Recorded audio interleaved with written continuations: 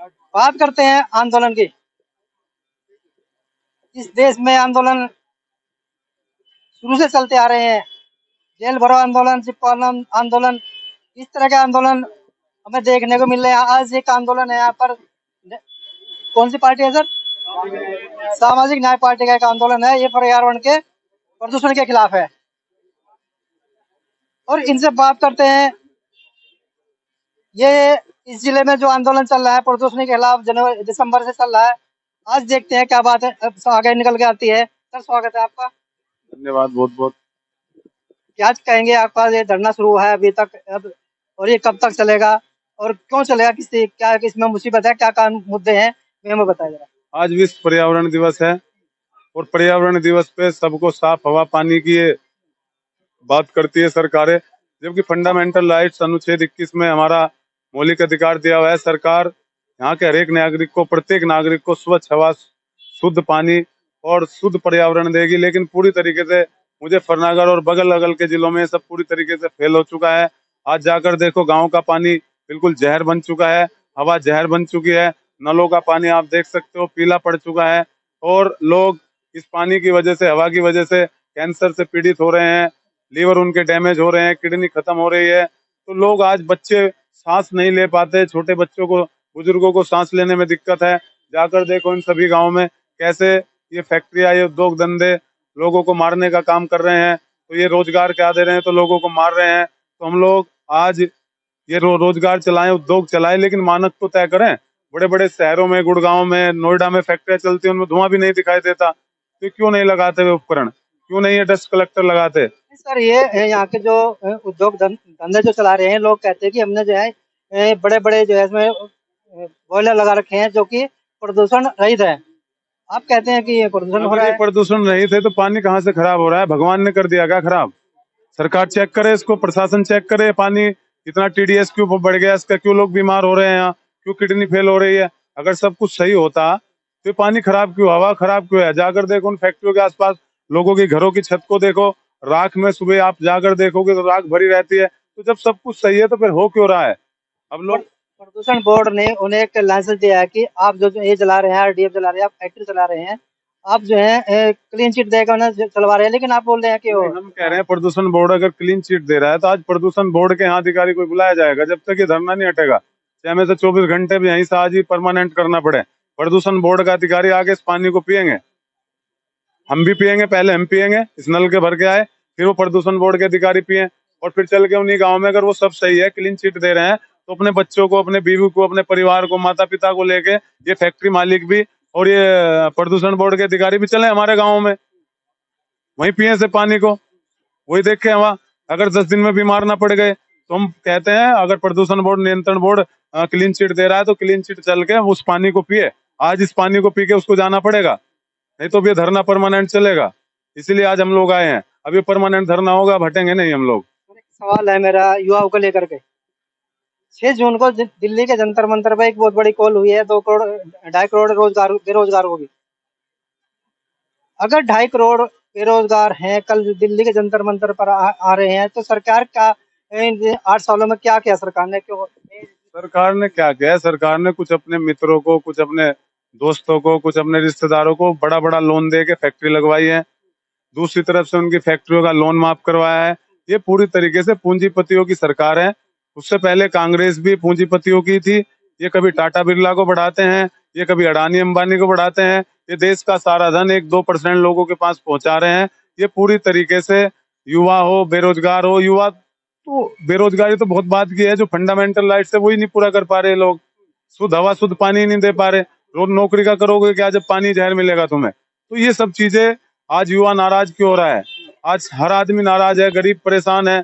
आज गांव में जाके देखो, पिछड़ी जाती है, अभी जनगणना चला रखी है, तो कुल मिला के ये सब पूरी तरीके से, उसमें ओबीसी का कॉलम ही नहीं दिया। कह रहे हम जाति जनगणना कराएंगे, मकानों का सूचीकरण हो रहा है, मकान गिने जा रहे हैं, लेकिन उसमें ओबीसी का कॉलम नहीं, पिछड़ी जाति का। तो ये पूरी तरीके से तानाशाही सरकार है, पूंजीपतियों की सरकार है। अब आम आदमी जाग गया है और अपने हक अधिकार के लिए अब लोग लड़ेंगे। सामाजिक न्याय पार्टी मैदान में आ गई है। ये उन लोगों की पार्टी है जिन्हें 78 साल से आज तक किसी भी चीज में हिस्सेदारी नहीं मिली, चाहे देश की नौकरी हो, चाहे देश का धन हो, चाहे देश की व्यवस्था हो, चाहे दोस्त का व्यापार हो, चाहे देश की जमीनें हो, अब अपने हक की लड़ाई हम लोग खुद लड़ेंगे। एक सवाल हो रहा है कि नीट के पेपर को लगाकर इस देश में अब तक 89 पेपर लीक हो चुके हैं।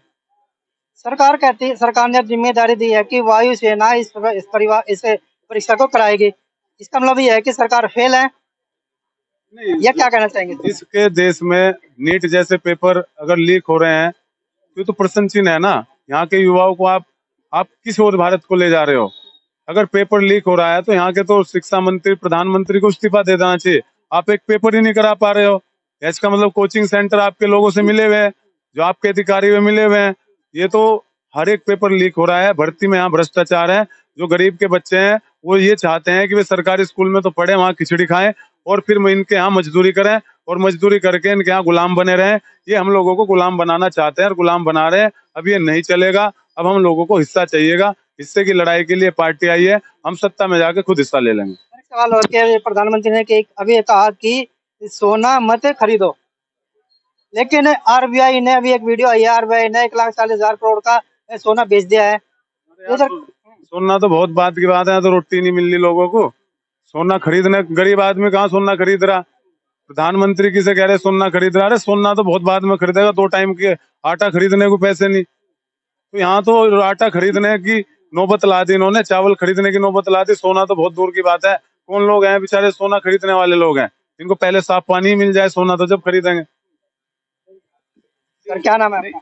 सुशील पांचाल, जिला अध्यक्ष मुजफ्फरनगर, सामाजिक न्याय पार्टी। क्या कहना चाहेंगे आप? सोने की तो बाद की बात है, सोना तो 1 लाख सब आ रहे हैं। ये तो लोगों को जो खाने की चीज है नाज ही नहीं खरीदे गया। सर्वे करके देख लो, ये जनगणना जो कर रहे हैं इससे पहले सर्वे कर लो। अभी लोगों ने 3,000 क्या नाम 2400-2500 का जो रेट नाज गए वो ही नहीं खरीदा। तो सरकार तो ऐसा हाल कर देगी, सरकार नहीं मांगने देने की पानी भी। अगर पानी भी मांगने देगी तो पानी देख लो कैसा। यहाँ जो अधिकारी है ना, डीएम साहब भी है, और जो प्रदूषण वाले जो अधिकारी है, क्या नाम है उनका, चंद्रा जी है। एक बार आके इस पानी को पिए, अपने घर का पानी और जो बिस्लरी का पानी उसे बंद करे जा, 8 दिन ये पानी पिए। 8 दिन ये पानी पीने के बाद हम उनकी डॉक्टरी करवा के दिखवाओगे। अगर वे ठीक निकले तो पानी यही चलेगा, हम भी यही पिएंगे, नहीं तो इलाज करेंगे। और जब तक करेंगे, इससे पहले का हमें तो पता नहीं क्या हुआ क्या नहीं। जितने संगठन आए और बेचारे वे और भी हमारी साथ लगकर, हम भी साथ लगेंगे, वे भी साथ लगाएंगे।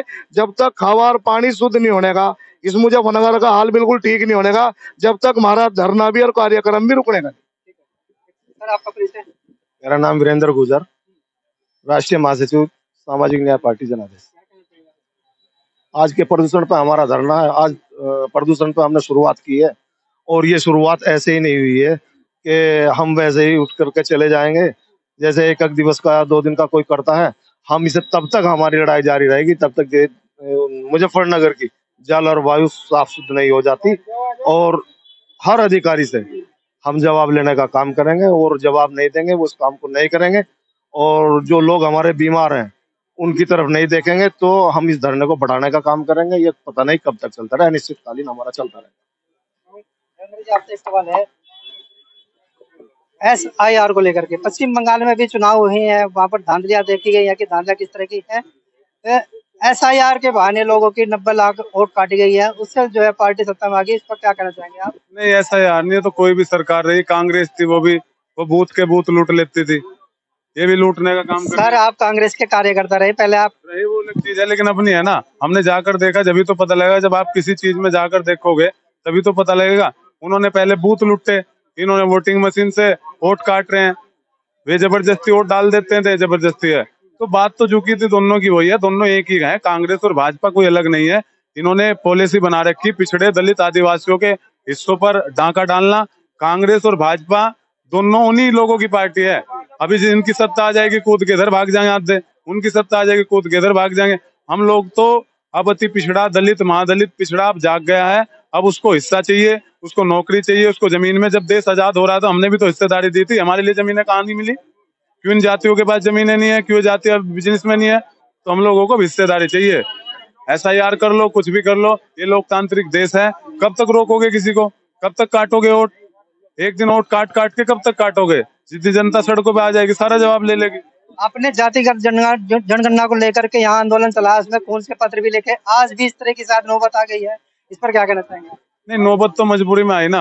अभी जनगणना में भी ये धांधली चला रहे हैं, उसमें एससी का एसटी का कॉलम है, ओबीसी का कॉलम है ही नहीं। सामाजिक न्याय जब आप पार्टी, जब आप जब आप सामाजिक न्याय पार्टी। जब आप कॉलम उसमें एससी एसटी के अलावा ओबीसी का नहीं है, जब वहाँ आर्थिक गणना हो रही है किसके पास घर है, किसके पास घर नहीं है, किसके पास कच्चे मकान है, तो ओबीसी का तो पता लग ही नहीं पाएगा। तो ये सब पूरी तरीके से हम लोगों को फेल कर, हम इन्हें, अब सरकार फेल हो चुकी है, इसलिए सामाजिक न्याय पार्टी मैदान में आई है। ये प्रदेश में 8 पेपर लीक हुए हैं, वैसे देश में तो 89 बताया मैंने आपको। क्या 8 पेपर से रोजगार, जो युवा था उनकी एज निकल गई, रोजगार नहीं है, क्या प्रभाव पड़ेगा? ये तो पूरी तरीके से फेल है। ये तो पता लग गया कि लीक हो रहे पेपर, तो हर एक लीक हो रहा। इन्हीं के लोग तो जाके भर्ती हो रहे सरकार के, हमें दिखाई तो नहीं दे रहा। हमारे तो युवा दौड़ता है, भागता है, थक के फिर घर बैठ जाता है, फिर वो मजदूरी करता है, इन्हें गुलाम बनाते हैं लोग। तो ये तो पूरी तरीके से अपने लोगों को सेट करने का इनका रास्ता है, वो पहले से करते आ रहे हैं। अब लोकतंत्र है, अब लोकतंत्र में लोग पढ़ लिख चुके हैं, अब अपना अधिकार खुद लेंगे और अपनी पार्टी को सत्ता में पहुंचा के खुद पहुंचेंगे। क्या 2027 का आज देवेंद्र कश्यप ने चुनाव का बिजुल इस धरने के माध्यम से बजा दिया है? क्या कहना है? धरने के माध्यम से तो लगातार चल रहे हैं और लगातार चलेंगे। ये तो शुरुआत है, सभी जनपदों में काम चल रहा है और उन सब लोगों को जगाया जा रहा है कि अपनी पार्टी के साथ आओ। और ये पार्टी केवल एक समाज की नहीं है, एक जाति की नहीं, ये सब उन वंचित शोषित दबे हुए तबके की है जिनको आजादी के 78 साल बाद से हिस्सा नहीं मिला, चाहे देश की नौकरी हो, चाहे देश का धन हो, चाहे देश की जमीनें हो, चाहे देश का व्यापार हो। तो सबको सब चीज में आबादी के हिसाब से हिस्सेदारी दिलाने के लिए हम लोगों ने अब चुनाव में जाएंगे 2027 में, इन सरकारों को इनका मुंह तोड़ जवाब देंगे। चुनाव मिलकर लड़ेंगे या अकेले लड़ेंगे? नहीं, हम तो अकेले हैं, अभी तो अकेले लड़ेंगे, बाद में जो भी समीकरण बैठेगा उस हिसाब से होगा। ठीक है, थैंक यू सर। आपने देखा कि इन्होंने बताया देवेंद्र कश्यप जी ने कि अभी तो शुरुआत है, अभी तो शुरुआत है, आगे देखते क्या होता है। ये देखो धरना चल रहा है सामाजिक न्याय पार्टी का, और इनसे मेरी बात हुई, सभी मुद्दों पे बात हुई। देखते हैं आगे का और किस तरह की रणनीति लेकर के चलते हैं 2027 के चुनाव में, और इनका क्या रिजल्ट होता है देखते हैं। बहुत बहुत धन्यवाद।